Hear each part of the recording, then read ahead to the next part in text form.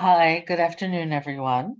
My name is Sydney West, and I'm the Grants Management Specialist for the Tribal Sexual Assault Services Program, or TSASP. As my colleague mentioned, this session is being recorded and will be available in a couple of weeks on the OVW website. Okay, so the purpose of this pre-application information session is to highlight key points in the solicitation. However, it's not the intent, nor is there sufficient time to go over every aspect of the solicitation. All applicants are responsible for reading the FY23 TSASP solicitation and the OVW solicitation companion guide to ensure that a complete application is submitted. Now, following this webinar, you can submit additional questions to the TSASP program at ovw.tribal.sasp@usdoj.gov, or you can contact or call 202-307-6026. That information is in the solicitation. As we get started, you might find it helpful to have the solicitation in front of you. You can find the solicitation and other valuable resources on the OVW website under https://www.justice.gov/OVW/open solicitations. What I am going to do now is I am going to put in the chat box the links for many of the addresses that I will talk about during this session so that you have them at your fingertips. Okay, our session overview. So today we will cover a brief overview of the TSASP program. I will review the registration and submission process. Next, after that, we will look quickly at the award period, the amounts, and eligibility. I will review the types of applications, the program requirements, and unallowable activities, optional program and OVW priorities. I'll provide an overview of the application package and financial information. And I'll share what I hope are some helpful application tips and contact information. After that, if time permits, I will answer questions at the end of today's session. About the OVW Tribal Sexual Assault Services Program. What is TSASP? The Tribal Sexual Assault Services Program, or TSASP, supports efforts to create, maintain, and expand sustainable sexual assault services provided by tribes, tribal organizations, and nonprofit tribal organizations within Indian country and Alaska Native villages. TSASP supported projects provide intervention, advocacy, accompaniment, meaning accompanying victims to court, medical facilities, or police departments, support services, and related assistance for adult, youth, and child victims of sexual assault, non-offending family and household members of victims, and those collaterally affected by the sexual assault. Okay, these are some important deadlines. So let's start by highlighting these deadlines. And no, we'll go into some of this information in more depth further on in the presentation. So applicants are strongly encouraged to submit a non-binding letter of intent to ovw.tribal.sasp@usdoj.gov by Tuesday, April 4, 2023. Interested applicants who do not submit a letter of intent are still eligible to apply. For information, see the application and submission information section of the solicitation. Now, if you have not applied for a federal award before, there are some pre-steps. You'll need to apply for a Universal Entity Identifier or a UIE. This can take a while, so you will want to do this as soon as possible. This is obtained by registering in the System for Award Management, commonly known as SAM, at the sam.gov website. Please note it can take 2 to 3 weeks to register, so you want to start these processes as soon as possible. We suggest by Monday, April 10, 2023. Additionally, first-time applicants must also register in grants.gov and JustGrants. And the average registration completion time for grants.gov is 1 week. So these are only estimated times, and they all must be completed before you can upload your application in JustGrants. So OVW strongly encourages applicants to start the registration process as early as possible.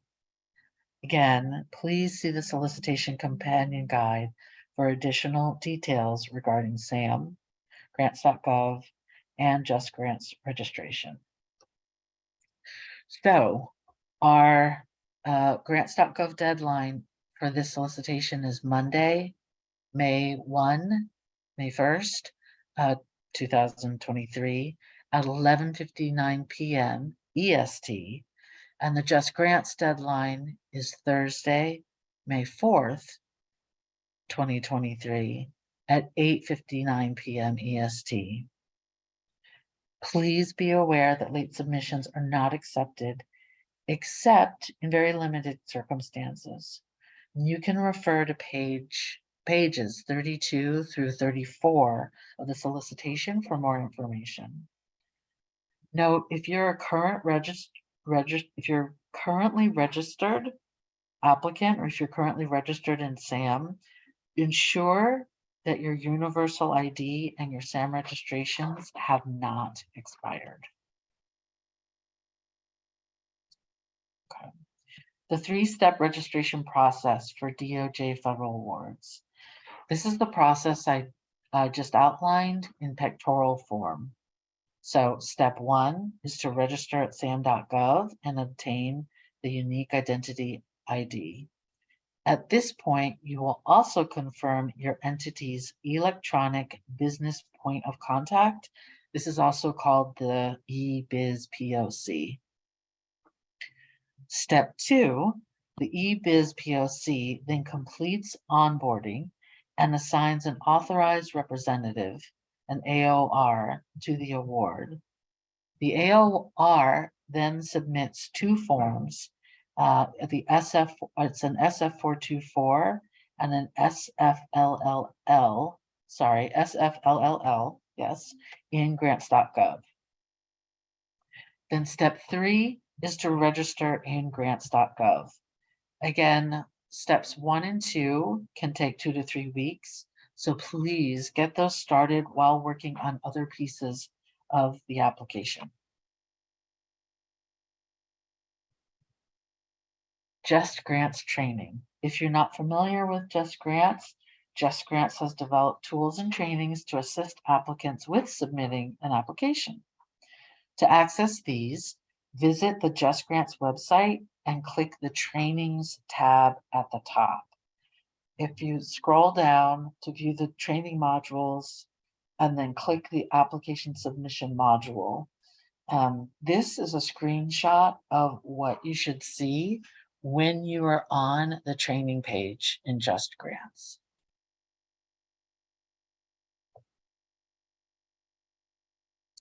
Technical challenges. If you are experiencing technical difficulties with uploading the solicitation, please see pages 32 to 34 of the solicitation. And while you reach out to the respective agencies for help, again, please continue to work on the different parts of your application. That is the writing, gathering all necessary information, so that you are ready to submit whenever your technical challenge is resolved. And OVW cannot stress enough how important it is to give yourself plenty of time to work through the systems and submit your application. Helpful contact information will be shared at the end of the presentation.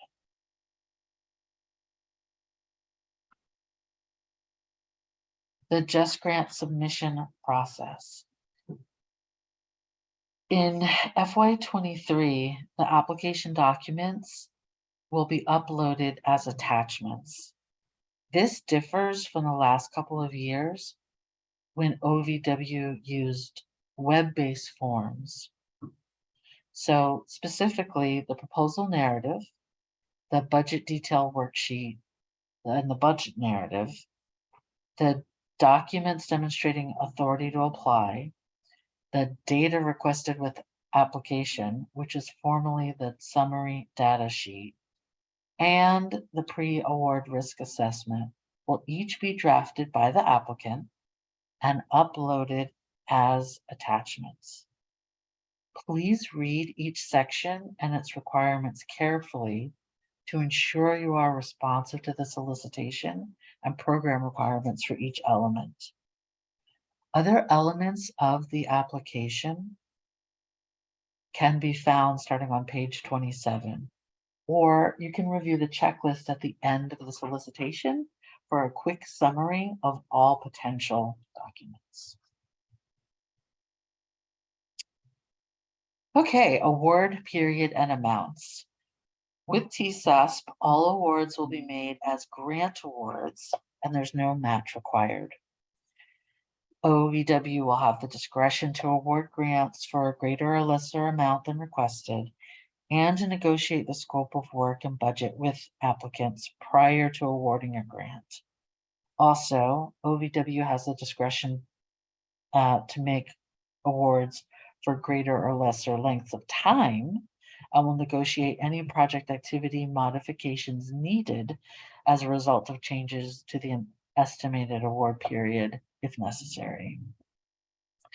So in 2023, we have approximately 7.8 million available in funding under TSASP, which is a large increase from our FY22 funding of 4.1 million.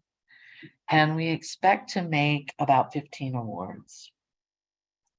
This year, there are two types of awards: standard projects, which will be funded up to $500,000, and improving tribal responses to sexual assault, that's long, ITRSA, capacity building projects, which will be funded up to $525,000. We will look more closely at these two project types further on in the presentation.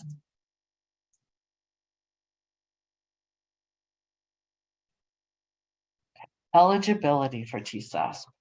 Eligibility for this program is limited to the following: tribal governments, tribal consortiums, tribal organizations, and nonprofit tribal organizations.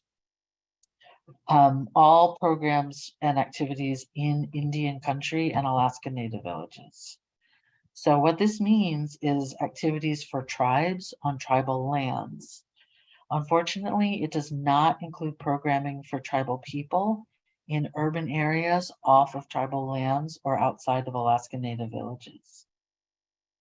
Okay, and with eligibility, this is an important note. Be aware, if you are a current grantee that has 50% or more of funds remaining on your current award as of March 31, 2023, or tomorrow, you might not be considered for funding, or you may receive a reduced award amount if selected for FY23 funding. If that's the case, the more than 50%, you may want to reach out and talk to me first before applying.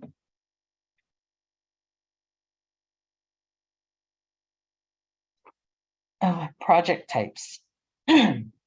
Okay, now let's review the two types of projects applicants may propose to implement in their applications. As mentioned before, these would be either a standard project or the Improving Tribal Responses to Sexual Assault, ITRSA, capacity building project. If applying for a standard project, applicants must propose activities under the TSASP statutory purpose area and the 6 areas of intervention and related assistance listed on page 6 of the solicitation. Applicants who are proposing this type of project may be current grantees with experience implementing sexual assault programming in their community with TSAP funds. These grantees may be proposing to continue current services or to expand new ones. In contrast, those proposing to implement an ITRSA capacity building project tend to be new or relatively new grantees who need or want more support in implementing or building a project. ITRSA capacity building projects are intended for applicants that have never received or not recently received an award under the Tribal Sexual Assault Services Program. Note that ITRSR capacity building applicants will initially have to engage in a comprehensive assessment process that will identify the strengths and gaps of their community's responses to sexual assault. And then, following the assessment, a customized project implementation plan will be developed in consultation with an OVW designated technical assistance provider. The plan will then detail short-term and long-term strategies to provide sexual assault services. Important note, OVW retains discretion to move standard project applicants into ITRSA capacity building or vice versa.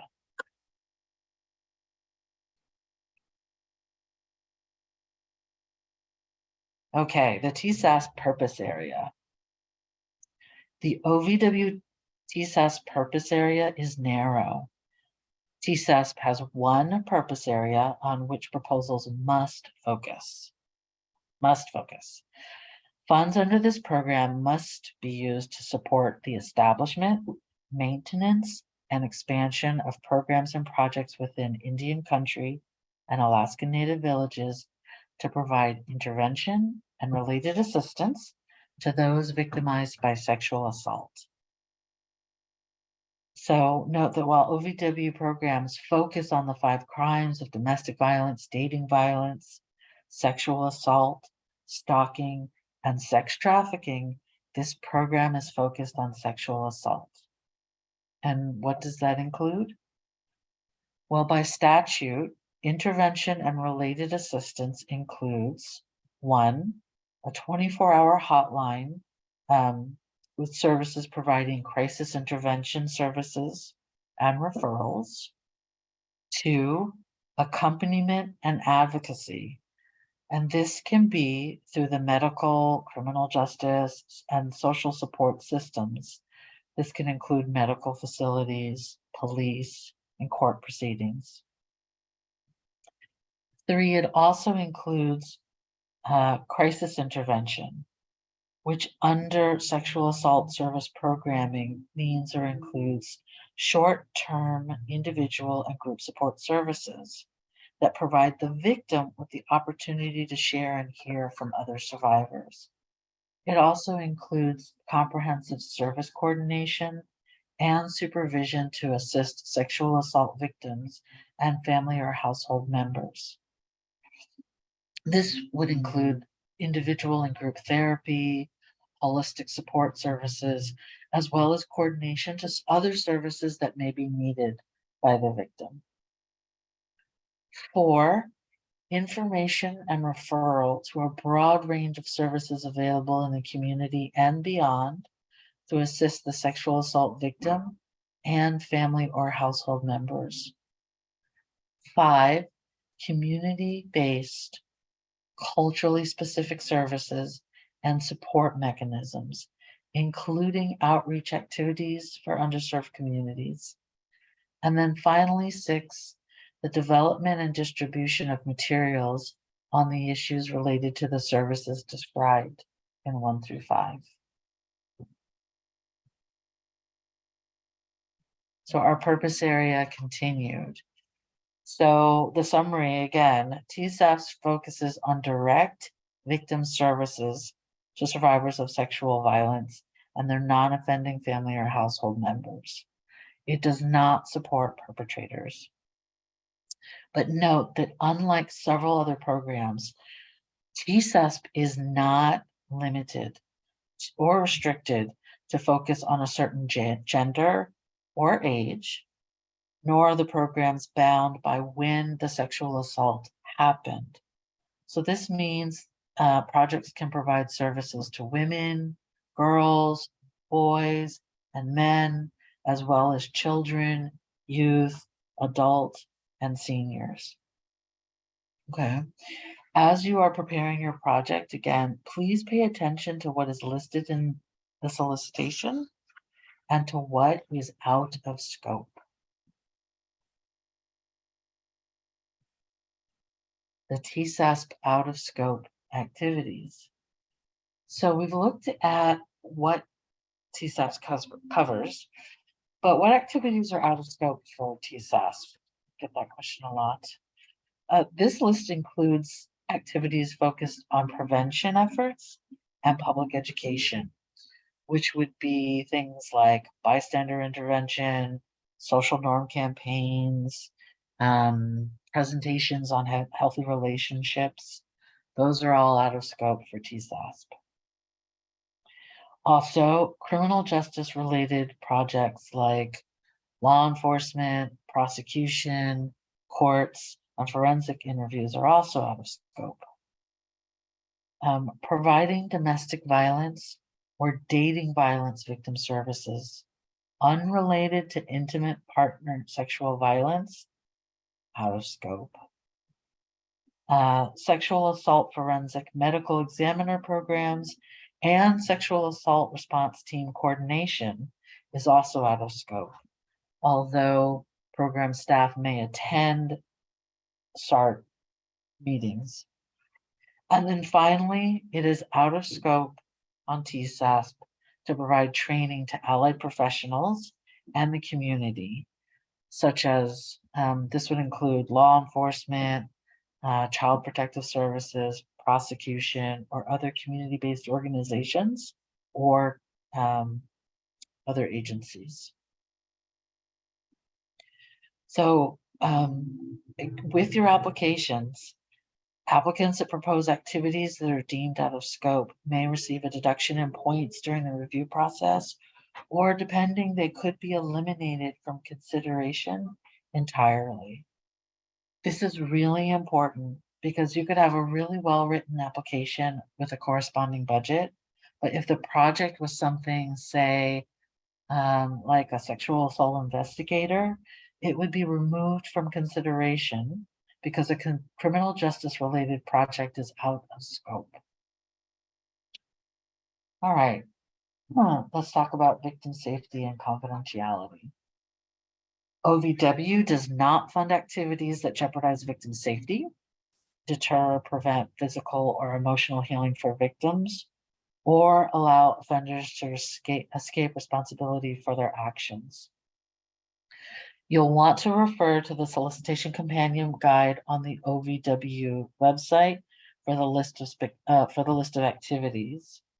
And then the TSASP specific activities that violate victim safety and confidentiality include procedures or policies that deny individuals access to services based on their relationship to the perpetrator, couples counseling, family counseling, or any other joint victim offender counseling as a routine or required response to the sexual assault, and materials that are not tailored to the dynamics of sexual assault or to tribal communities.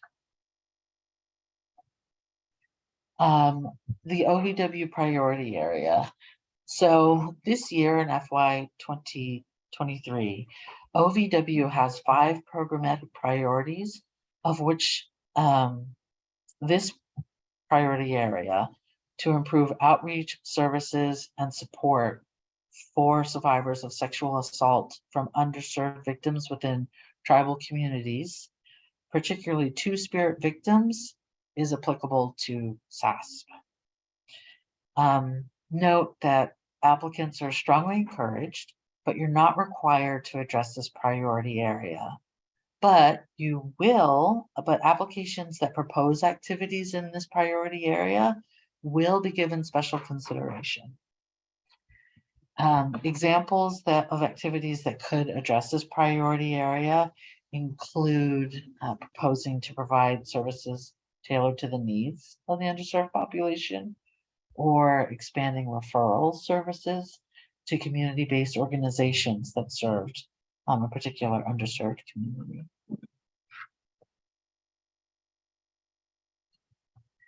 What is new this year? So what is new this year with TSASP?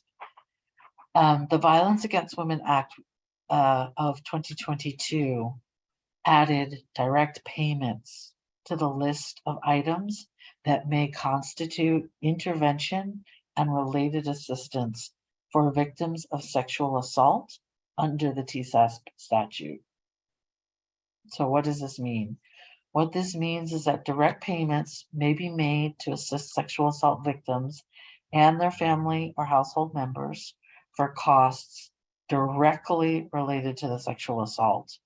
And where possible, OVW encourages recipients to pay the vendors directly.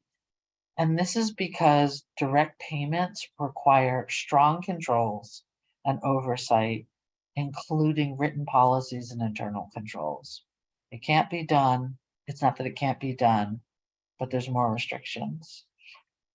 Examples of costs that direct payments may cover include, but are not limited to, replacement bedding, clothing, or other household items, securing new or temporary housing, including paying a security deposit, first month's rent, or moving expenses, travel expenses, childcare expenses, food, utility assistance, other than utilities in arrears, and security measures such as rekeying locks, replacing a cell phone, or purchasing a motion detector or security camera that does not require assistance. That does not require installation. Installation. You're going to want to see the funding restrictions in another part of the solicitation regarding not using grant funds for minor renovations. Also specifically this year, as we've discussed, there are no more web-based documents or surveys. That means that your data requested with application and your budgets and others will be as attachments. So I just want to double check, are there any questions at this point?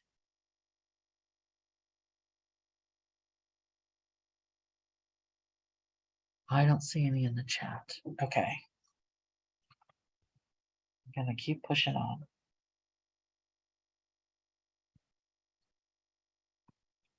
Okay, application information. So these are, let's turn to some key pieces of information that must be included in your application. So here on this slide are the three major elements of the application, three major elements, and these will be uploaded to JustGrants as attachments. They include the proposal narrative, the budget detail worksheet and budget narrative, and the documents demonstrating authority to apply. Note that those are not required for Indian tribes. Tribal consortiums need a documentation of authority. See page 28 of the solicitation. Tribal organizations or nonprofit tribal organizations will need a letter of support. See page 29 of the solicitation. Note that applications that don't have these three core documents, these following documents, will be considered substantially incomplete, and this may result in removal from consideration of funding if awarded, or if awarded, may result in award conditions precluding access to funds. Bottom line, you must submit these three portions of the application.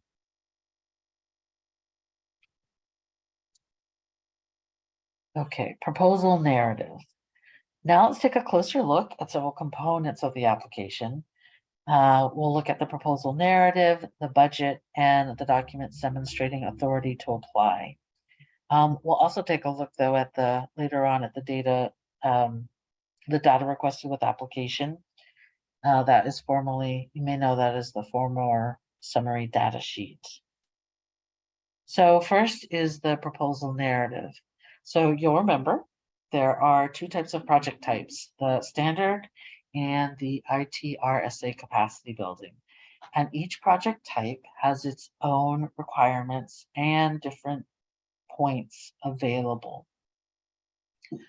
Under the standard project type, there are 3 sections which applicants are required to complete. The first is the purpose of the proposal section, which is worth 20 points, and it describes the need for the project in the community, including a demographic and geographical profile, and a listing of community resources.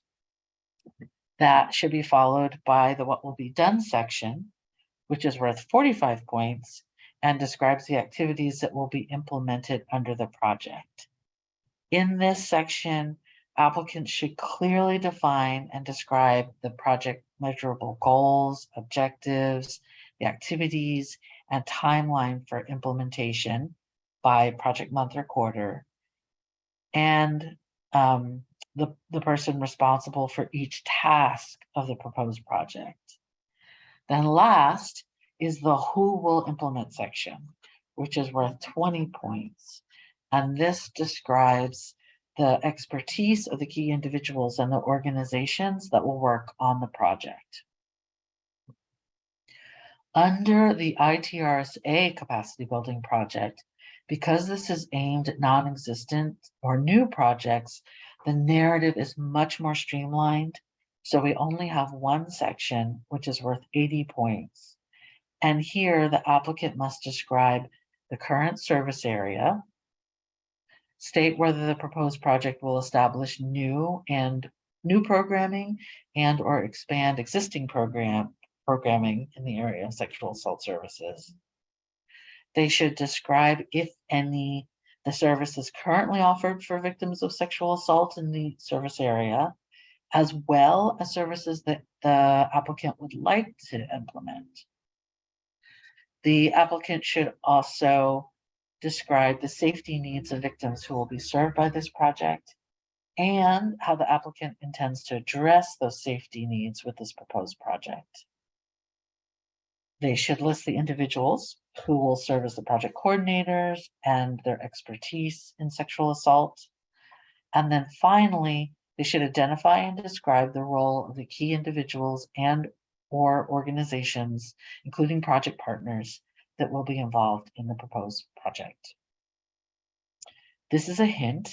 When you're drafting this proposal narrative, it can be very helpful that when you're drafting to use each question as a section heading to respond to and to not skip any questions. Skipping questions leads to missing information, which can lead to missed points. Okay, the budget detail worksheet and budget narrative. Okay, let's look now at the budget detail worksheet and the budget narrative. We aren't going to go into a lot of great detail in this section of the application, as you can read the solicitation, but I want to review some points and provide some tips to focus on. 1, the award period is 36 months. Budgets must reflect 36 months of project activity. 2, there is a set aside of $35,000 for OVW sponsored technical assistance and travel. And this $35,000 is a minimum. It's for the various trainings and conferences that OVW expects TSASP grantees to attend. You can budget more than the $35,000 for travel. That's fine. A category that might be needed that would be, say, local travel costs for an advocate to meet with clients. Maybe you want to add that in your budget. So again, the $35,000 is a minimum. 3, include sufficient funds to fully provide language access or describe other resources available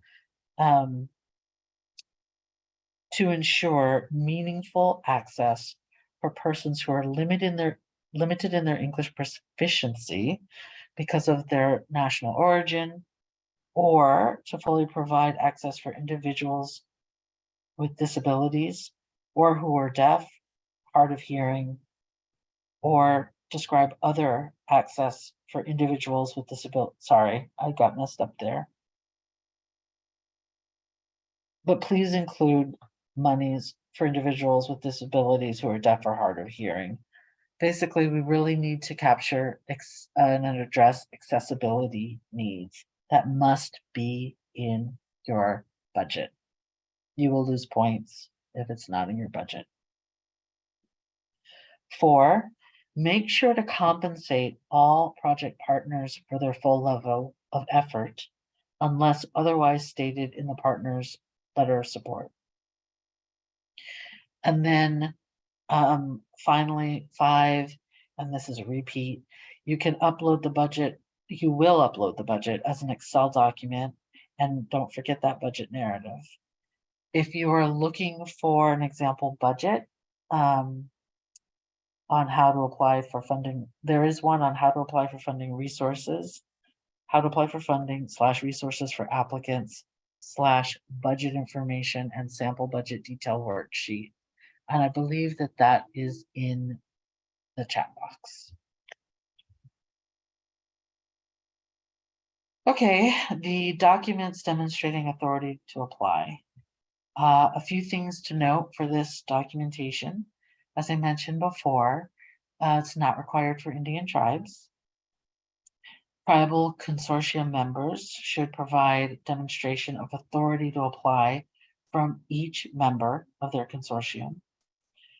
Tribal organizations and tribal nonprofits should provide letters of support, and this is from each tribe to be served. If you need a sample letter, there's one available on the OVW Resources for Applicants website. Please note to make sure that your letters of support contain all of the information requested in the solicitation. Don't simply copy the format in the sample letter.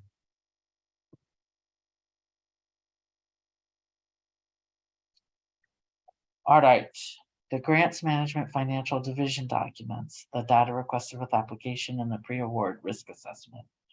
So in the next couple of slides, we're going to focus on aspects of your application that relate to the documents that our financial team, the Grants Management Financial Division, or GFMD reviews.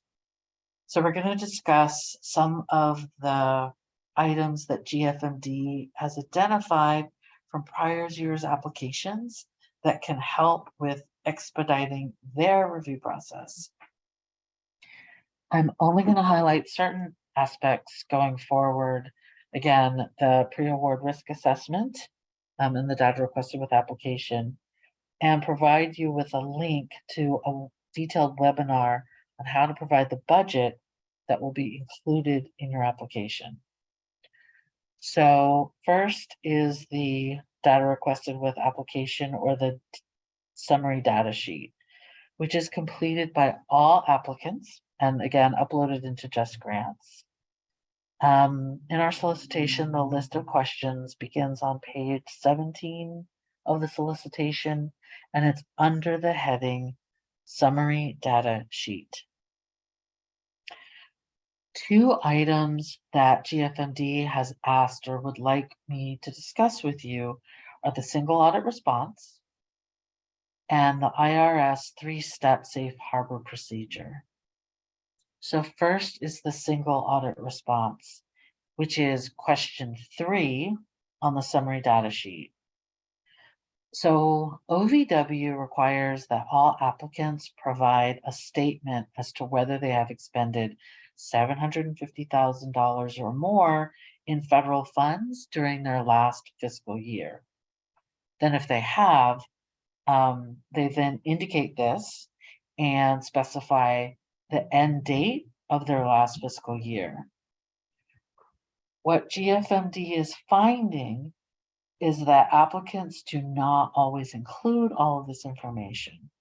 So please ensure this question is answered in its entirety when you're answering the questions for the summary data sheet. And the next is a question specifically for nonprofit organizations. And this is question number 5. If the applicant is a nonprofit and you use the IRS 3-step safe harbor procedure to determine your executive's compensation, you are required to provide a disclosure letter. The next item is the pre-award risk assessment questions.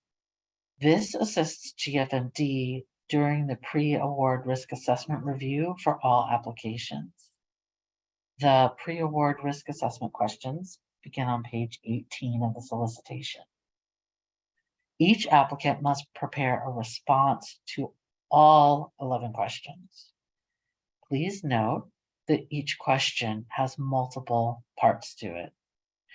GFMD has noticed from prior years that applicants do not always fully answer all parts of the pre-award risk assessment questions, which in turn then requires them to reach out to the applicant, and it may delay funding decisions.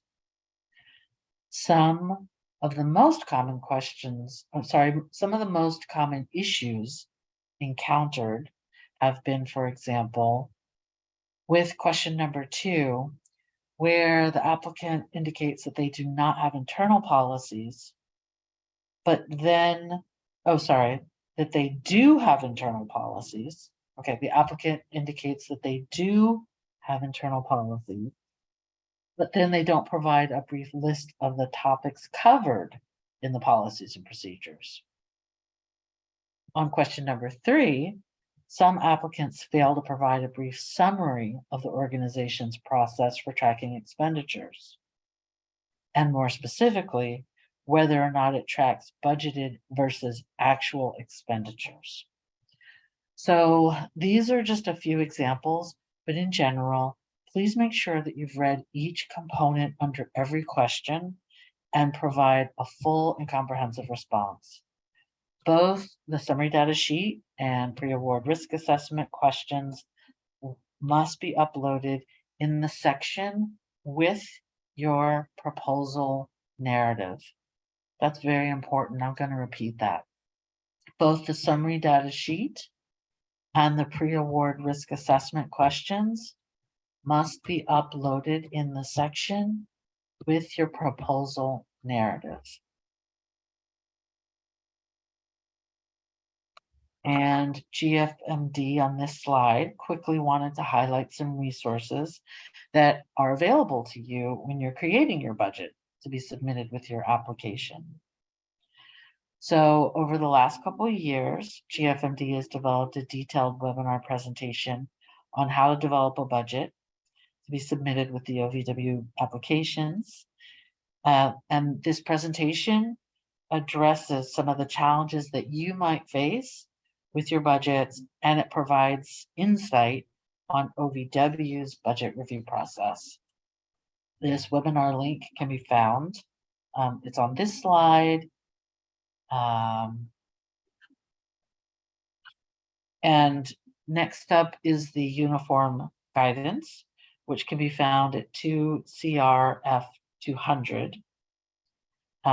Use your favorite search engine for this one, but I also have a link on this slide.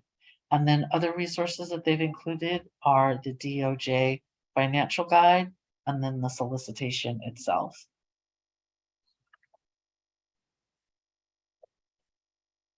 Okay, and then if you have questions, GFMD recognizes this is a lot of information to process. So if you have questions about the GFMD information discussed, please feel free to reach out and contact the GFMD help desk. You can reach them at 888-514-8556 or ovw.gfmd@usdoj.gov. They're very nice, very helpful. Okay, now we'll get into some tips. I'm going to go over some tips that may improve your chances on becoming a TSASP grant recipient. Okay. This following list, it's not a guarantee that you'll get funded, but it is intended to assist you with submitting a strong and responsive application. First, read the solicitation. I've not reviewed every section of the solicitation in this presentation, so please read it. As I've mentioned, it is the applicant's responsibility to read the solicitation in its entirety.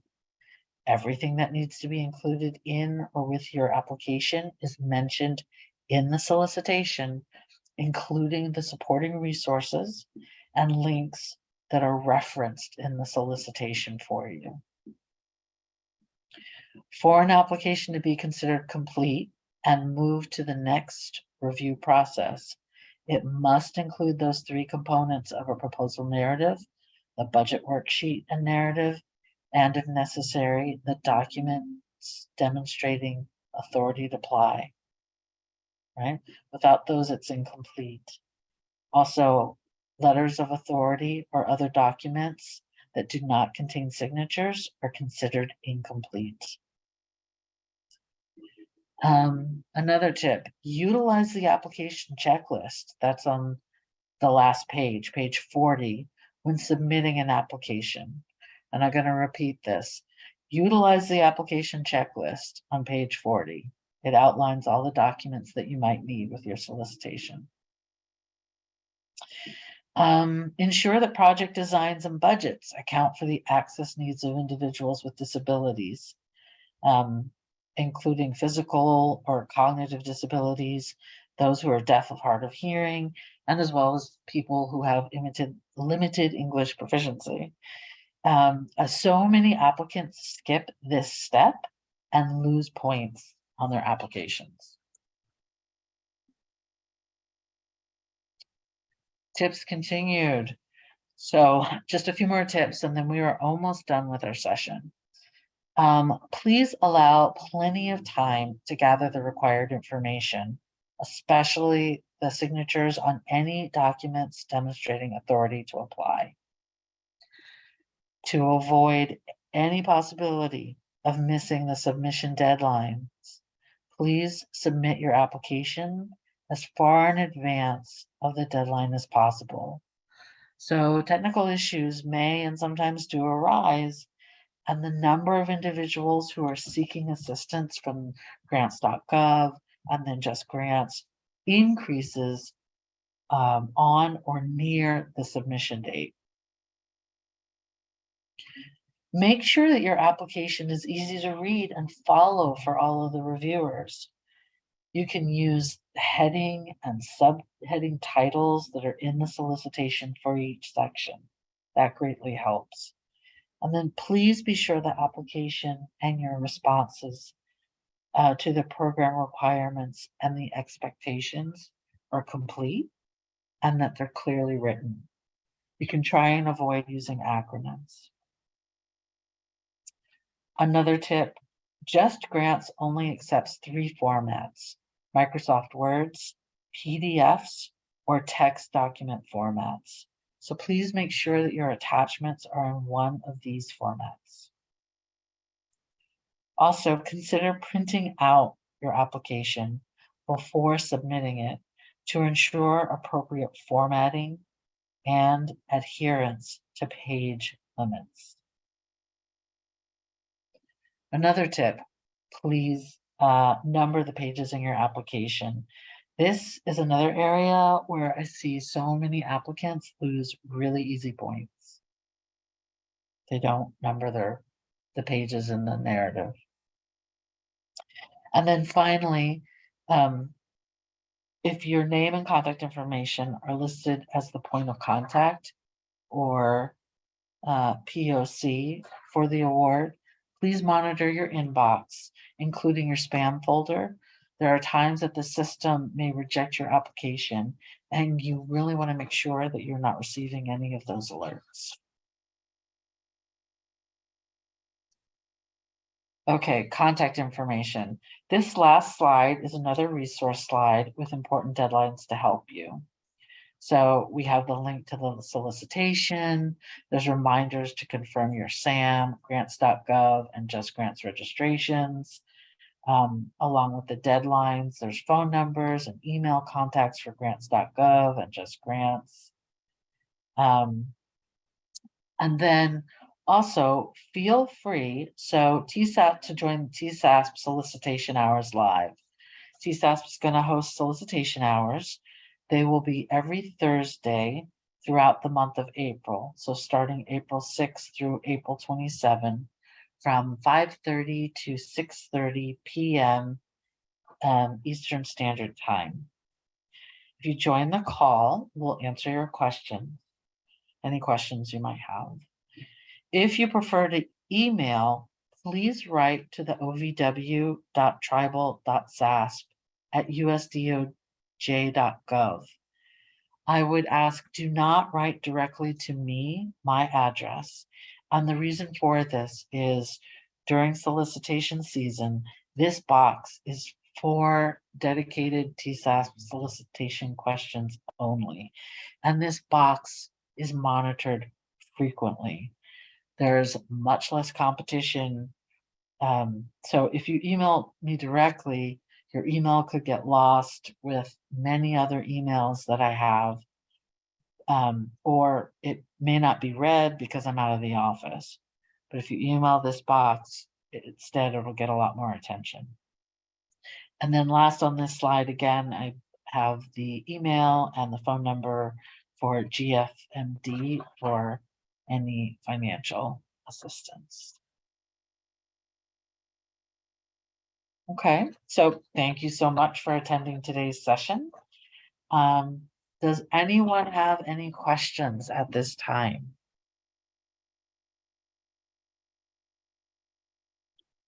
Okay. I'm not hearing any questions. I'm not seeing any questions. Again, if you do have questions, you can reach out to um, to me. You can either email to ovw.tribal.sasp@usdoj.gov. You could call the phone number 202 what is it? 202-307-6026. This webinar will be posted on the OVW website in a couple of weeks. If you'd like to rewatch, and you have all this information available to you. All of this information is also available in the solicitation. So thank you so much for joining us today.